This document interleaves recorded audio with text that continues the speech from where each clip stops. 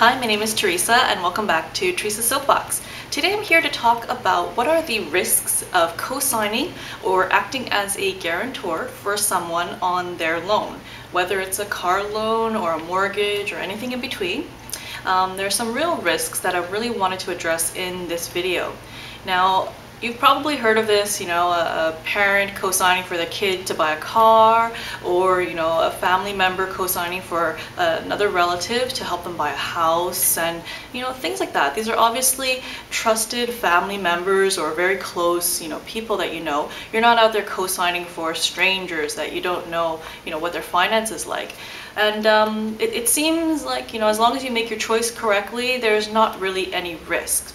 So the first item that I wanted to bring to your attention is obviously if the other person doesn't pay and they default on their loan, you are now responsible for that loan.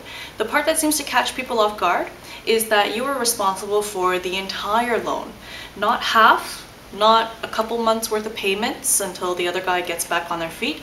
You are now expected to pay back the entire amount. And people don't seem to expect that when they do get into trouble. Not to mention your credit is going to be affected, collections is going to come after you, and all around it's a very unpleasant situation, especially if you are dealing with close friends or family members. How do you resolve it in a amicable way and not get yourself in trouble? Now, the second thing, which I think is even lesser known, is what if your friends or your family members are making all of their payments? There's no default, everyone's credit is perfect, everybody's happy, but you did co-sign for this person and maybe they've got a $500 a month car loan. Well, what if you now decide to go out and buy a house and you need to apply and get a mortgage? Well, even though this car doesn't belong to you, you don't make the $500 a month payments, that guy does, and you don't get any benefit from this car. You don't get to drive it around, every now and then for having co-signed for it.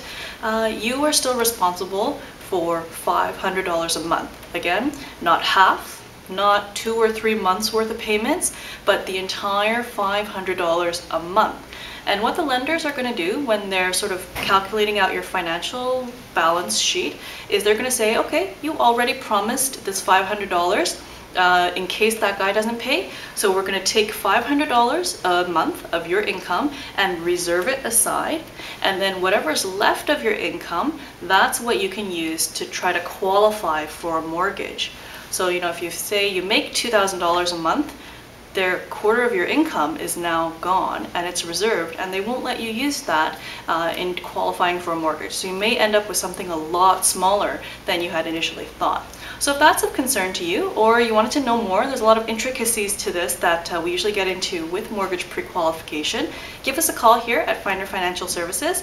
Subscribe to our YouTube channel over on the side and you get notified of our next video when it comes out, and I will talk to you next time. Bye bye.